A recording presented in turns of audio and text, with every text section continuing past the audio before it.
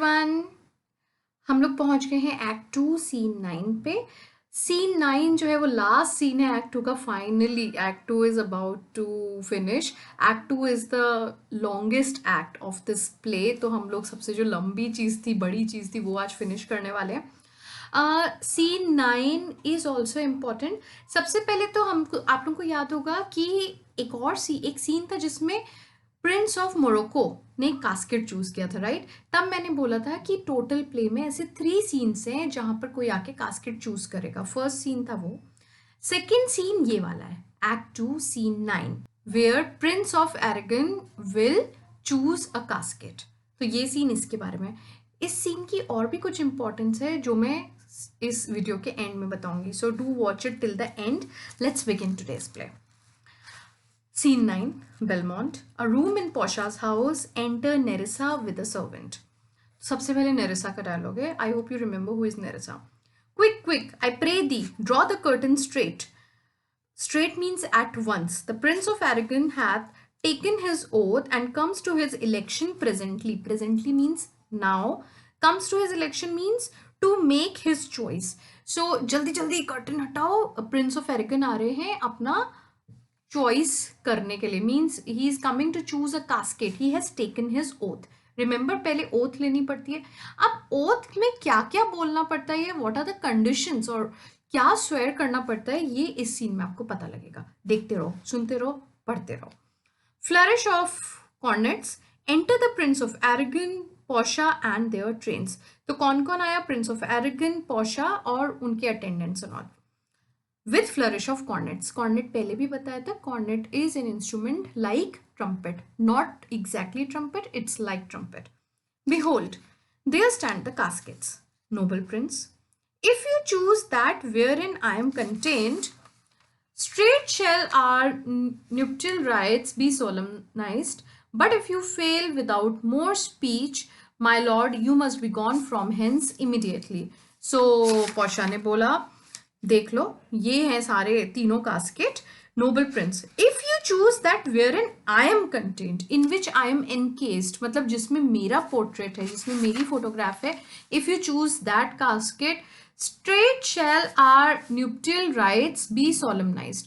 Immediately हमारी marriage ceremony जो है वो परफॉर्म करी जाएगी, मतलब सीधा शादी हो जाएगी। बट इफ यू फेल, अगर गलत कास्केट चूज करा, without more speech my lord, you must be gone from hence immediately.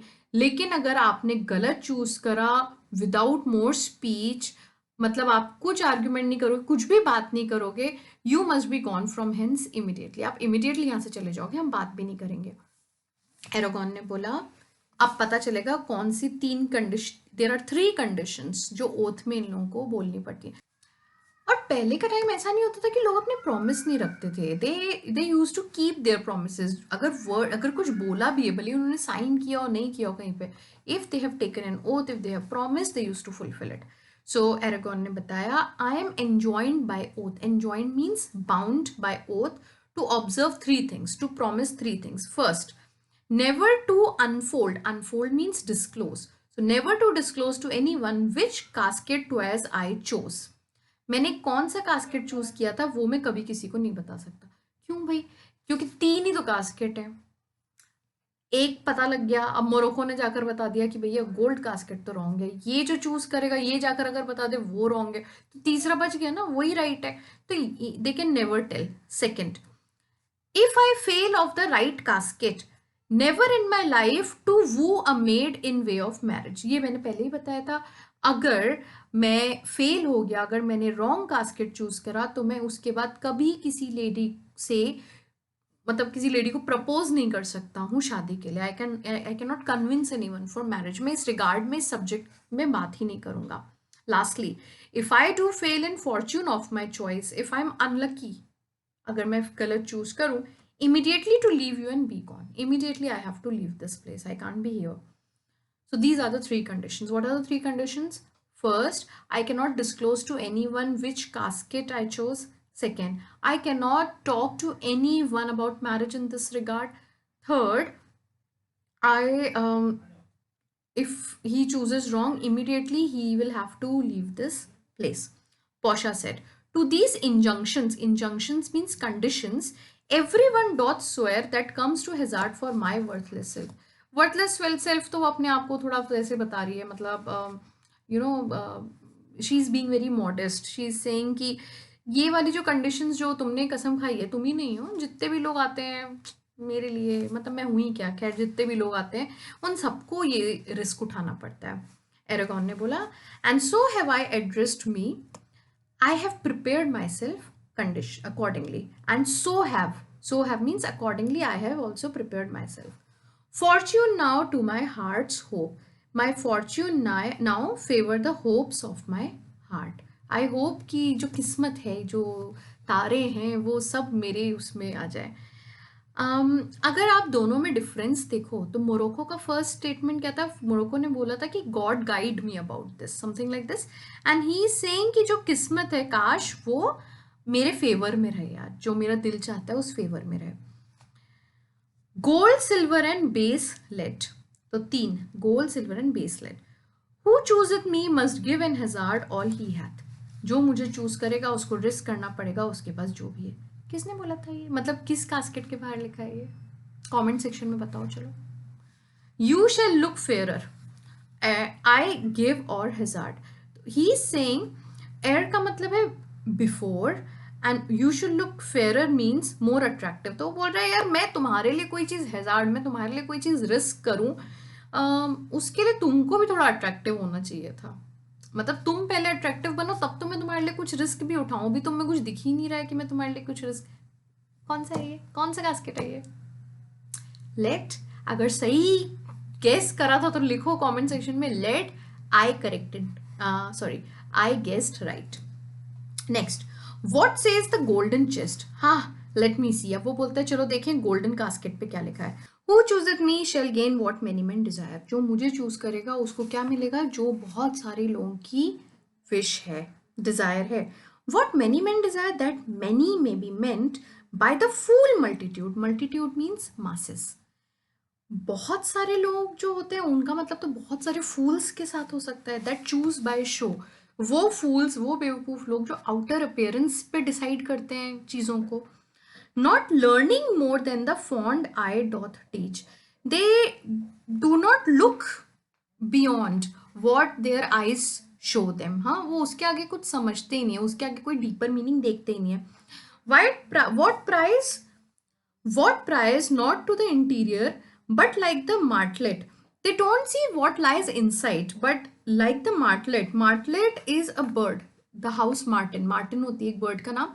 इसकी कैरेक्टरिस्टिक क्या होती है, ये मड, मिट्टी के घोंसले बनाती है, हाँ, nests made of mud, and they place their nests on the outer walls of people's house, जो बाहर की दीवारें होती हैं। वहां पर क्या होगा, वेदर खराब होगा, हवा चलेगी, बारिश होगी तो वो घोंसले टूट जाएंगे। तो वो यही बोल रहा है कि like the martlet builds in the weather on the outward wall, even in the force and road of casualty, जैसे ये जो बर्ड होती है, even in the force and road of casualty means open to disaster and in the path of danger, मतलब यार ऐसी जगह अपना नेस्ट रखते हैं which is always open to disaster and danger, right. तो मोस्टली लोग भी ऐसे ही होते हैं, वो आउटर वॉल्स को देख के, मतलब आउटर अपीयरेंस को देख के चीज़ों को डिसाइड कर लेते हैं, they don't go beyond that. I will not choose what many man desire, मैं तो चूज नहीं करूंगा what many man desire, because I will not jump with common spirits, common spirits means common man, I will not go along with common man and rank me with the barbarous multitudes, barbarous multitudes means वही same चीज की ये जो ignorant fools, means I will not keep my self at the same level where most of the fools, ignorant fools are, ignorant मतलब जो reality से एकदम दूर होते हैं, उससे इग्नोर्ड होते हैं, इग्नोरेंट होते हैं, and they are actually fools उसके according. So he sing I am not keeping myself at that level, मैं उनसे तो बहुत ऊपर हूँ। वाई देन टू दी दाओ सिल्वर ट्रेजर हाउस, तो उसको लग रहा है कि मतलब हो ना हो तुम ही हो, सिल्वर ट्रेजर हाउस हो तुम। Tell me once more what title thou dost bear, चलो एक बार फिर पढ़ते हैं। Title means message, bear means written, so what message is written on you, let's read once again. So then he read what is written on silver casket. Who chooseth me shall get as much as he deserves. जो मुझे choose करेगा उसको वो मिलेगा जो deserve करता है. And well said to, तो उसने बोला इट इज नाइसली पुट, ये तो अच्छा लिखा है. For who shall go about to cozen fortune and be honorable without the stamp of merit? ऐसा कौन हो सकता है जो अपने फॉर्च्यून, अपने लक को चीट करके ऑनरेबल बन जाए without the stamp of merit, means without deserving much. कौन है जिसको का वो मिल जाए, मतलब वो डिजर्व नहीं करता तब भी उसको सब कुछ मिल जाए. Let none presume to wear an undeserved dignity. उसने बोला कोई भी ऐसा नहीं होना चाहिए जिसको अनडिजर्व डिग्निटी मिले, जिसको रिस्पेक्ट मिले, ऑनर मिले, जिसे वो डिजर्व नहीं करता. ऐसा नहीं होना चाहिए. लेट नन प्रिज्यूम, कोई ऐसा ना हो जिसको प्रिज्यूम, जिसको मिले undeserved dignity. Oh, that estates, degrees and offices were not derived corruptly. फिर वो बोलता है wouldn't it be great अगर ये जो estate means social ranks हैं, डिग्रीज हैं, ऑफिसेज हैं, ये करप्शन के थ्रू नहीं मिलती बल्कि मेरिट के बेसिस पर मिलती.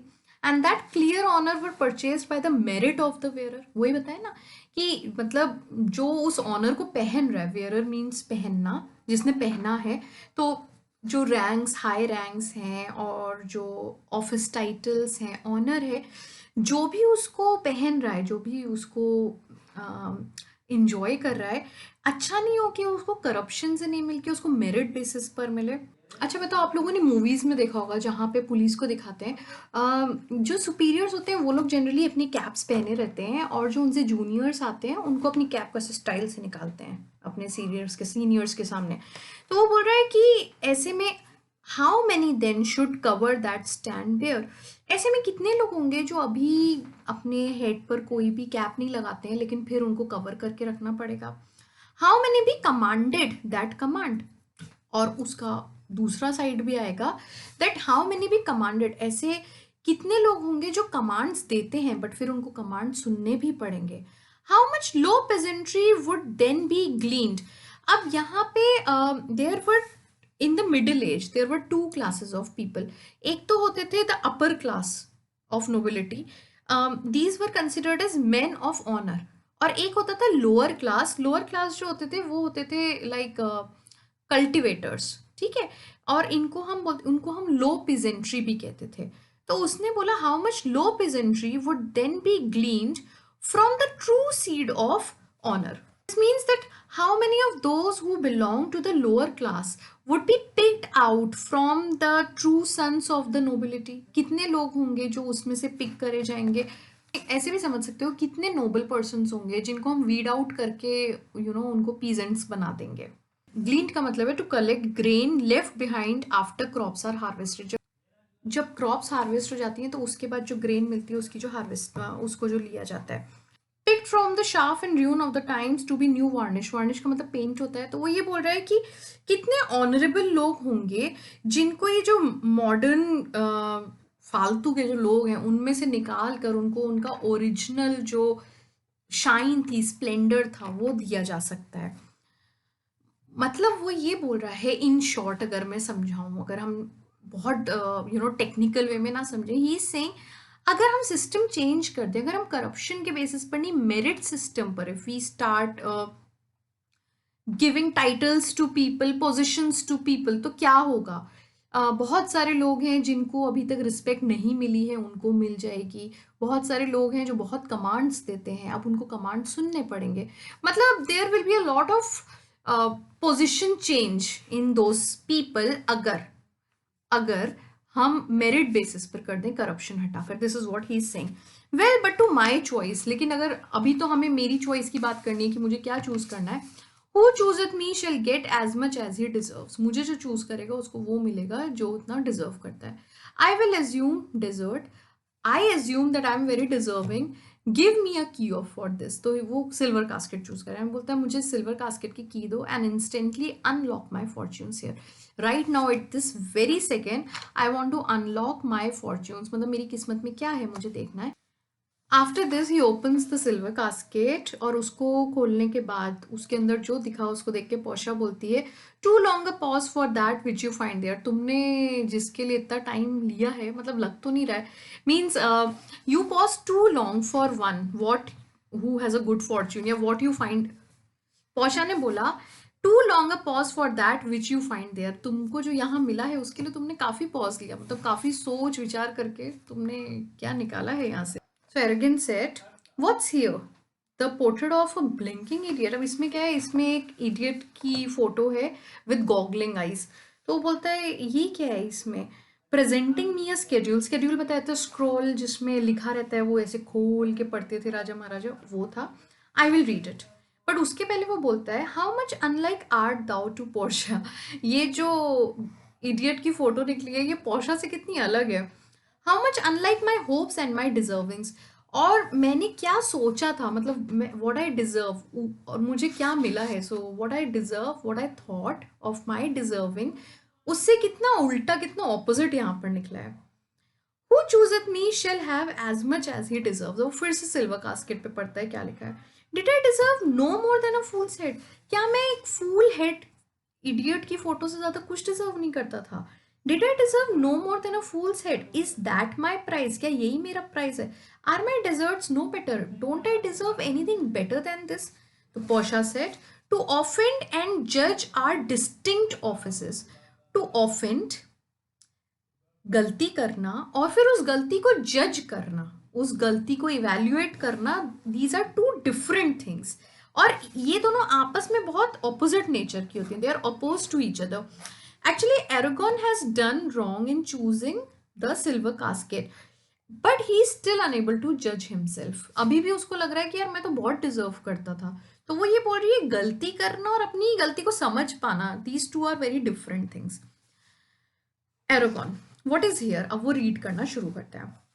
The fire 7 times tried this मतलब सिल्वर, इसका मतलब है silver is refined in furnace 7 times for purification purpose.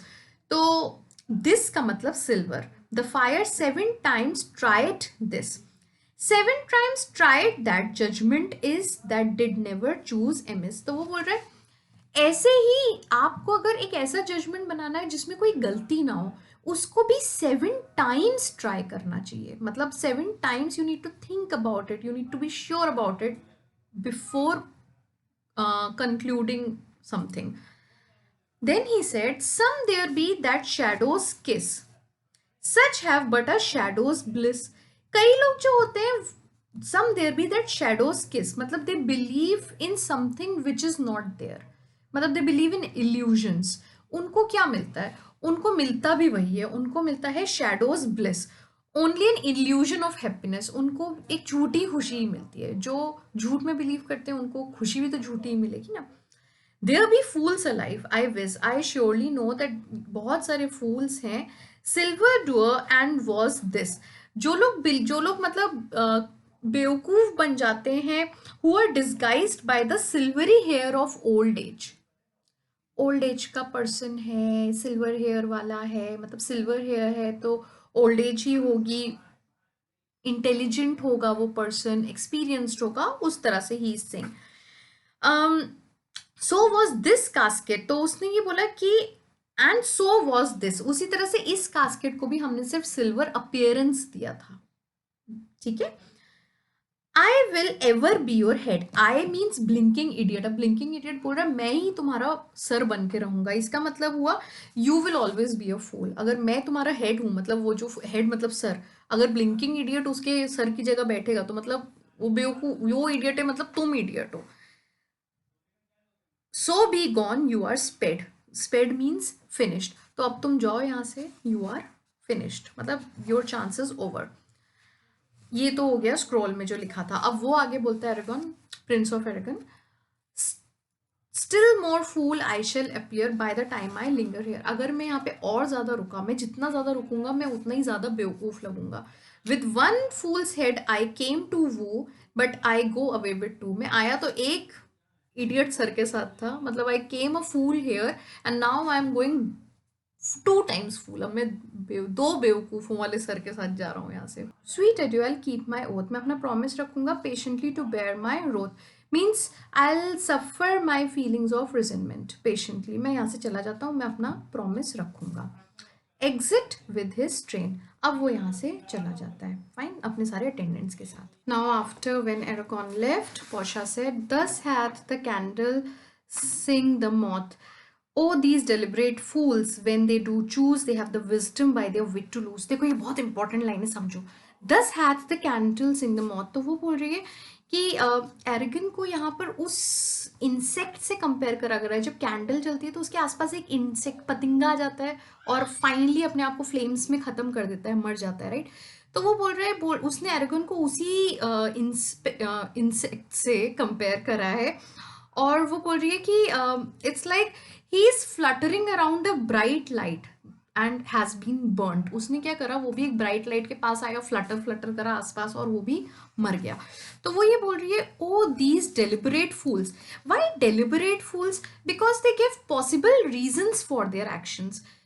देखो पोर्शिया के अकॉर्डिंग जो लव होता है, लव में रीजनिंग नहीं होनी चाहिए, लव में इंस्टिंक्ट होना चाहिए। इन सब ने बहुत रीजनिंग करी है कि गोल्ड चूज करेंगे तो गोल्ड में ये होगा, सिल्वर करेंगे तो सिल्वर में ये होगा, लेड नहीं करेंगे सिल्वर, मतलब जो करेंगे और नहीं करेंगे में बहुत रीजनिंग है।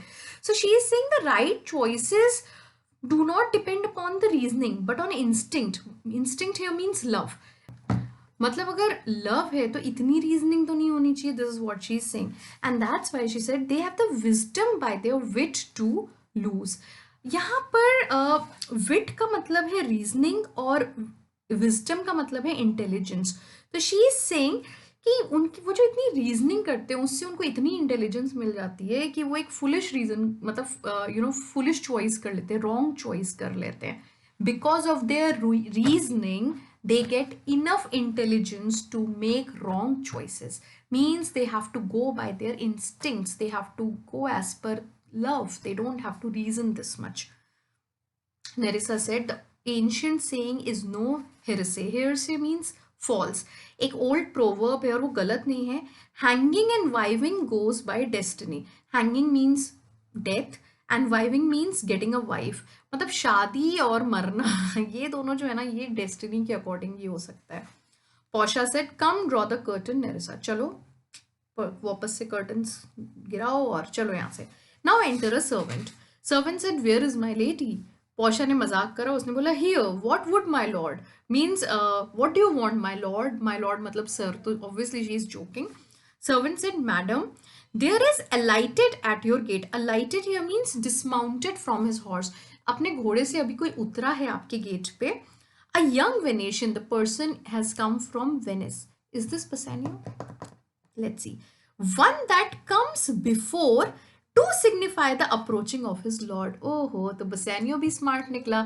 वो ऐसे थोड़ी ना बताएगा मेरे पास तो कुछ नहीं है, मैं तो उधार में पैसे लेकर आया हूँ। उसने अपने से पहले अपने फ्रेंड को भेजा। कौन फ्रेंड है? एक था ना जो उसके साथ आया था, कमेंट सेक्शन में लिख के बताओ चलो। तो there is one person who has come before, before means in advance, to signify means to announce the approaching of his lord, कि उसके जो लॉर्ड हैं वो भी जल्दी पहुंचने वाले। लॉर्ड मीन्स मास्टर, बॉस, वो आने वाले। For whom he bringeth sensible regreets. Regreets means greetings, sensible means substantial greetings. ये जो है ये सब्सटेंशियल ग्रीटिंग्स लेकर आए हैं, मतलब ऐसा नहीं कि सिर्फ एक मैसेज ले आए हैं, हेलो मैम, पोर्शिया, ये वो, साथ में एक्सपेंसिव गिफ्ट्स भी लाए। लाएगा ही, पैसा तो उसने लिया ही एंटोनियो से। To wit, wit means that is to say besides comments and courteous breath, gifts of rich value. तो comments means compliments and breath means words. Words और कॉम्प्लीमेंट्स के साथ साथ वो गिफ्ट्स भी लेकर आए हैं of rich value, expensive gifts. Yet I have not seen so likely an ambassador of love. Likely means pleasant in personality. तो वो बोल रहा है मैंने इसके पहले कोई भी ऐसा पर्सन नहीं देखा जो इतना मुझे अपीलिंग या प्लीजिंग पर्सनैलिटी वाला लगा। He is very nice, he is very gentle, I really liked him. वो ऐसा बोलना चाह रहा है, मतलब आपके लिए अभी तक इतना अच्छा सूटर कोई भी नहीं आया है। A day in April never came so sweet to show how costly summer was at hand. वो ये बोल रहा है जब स्प्रिंग आने वाली होती है, तो समर में कोई एक दिन होता है जो हमको बता देता है कि इस बार का स्प्रिंग जो सीजन आने वाला है वो बहुत अच्छा आने वाला है। लेकिन अप्रैल में भी ऐसा इतना ब्यूटीफुल कोई दिन नहीं आता है जो आने वाले ब्यूटीफुल गॉर्जियस समर के बारे में बता सके। जितना अच्छा ये फोर स्परर है, as this fore spurrer comes before his lord. Fore spurrer means herald, one who spurs on his horse in advance of the main party. Main person आए उसके पहले वो घोड़े पर आकर मैसेज देते। इतना अच्छा तो कभी स्प्रिंग में भी। अब यार सर्वेंट को क्या हो गया, इतनी तारीफ कर रहा है। तो पौषा को भी अजीब लगा, वो बोली नो मोर, आई प्रे दी, अब और मत बोलो, I request you, I pray you, I am half afeard, afeard means afraid, thou will say anon he is some किन टू दी, मुझे डर लग रहा है। You will say, thou will say means you will say anon presently, तुम अभी बोलोगे he is some किन टू दी, किन मीन्स रिलेशनशिप, तो वो तुम्हारा कोई रिलेटिव है। तुम अभी ऐसा तो नहीं बोलने वाले हो ना। दाउ स्प्लेंडर सच हाई डे विट इन प्रेजिंग हिम, जो तुम इतना टाइम स्पेंड कर रहे हो। हाई डे विट मीन्स हॉलीडे ह्यूमर वैसे होता है, मतलब यू आर इतना ह्यूमरस वे में इतने अच्छे से यू आर प्रेजिंग समवन। तो मुझे डाउट हो रहा है कोई तुम्हारा रिश्तेदार तो नहीं है ना। Come, come, Nerissa, for I long to see, I desire to see, I wish to see quick Cupid's post that comes so mannerly. Mannerly means courteously.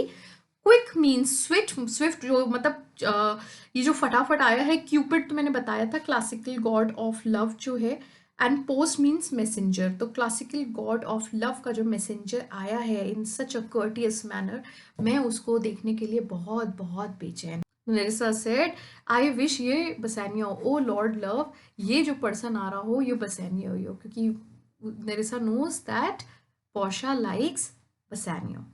Okay, starting में बोला था कि इस सीन में भी एक चीज इंपॉर्टेंट है जो मैं आपको एंड में बताऊंगी। क्यों बताऊंगी अब बता, now it will make sense to you.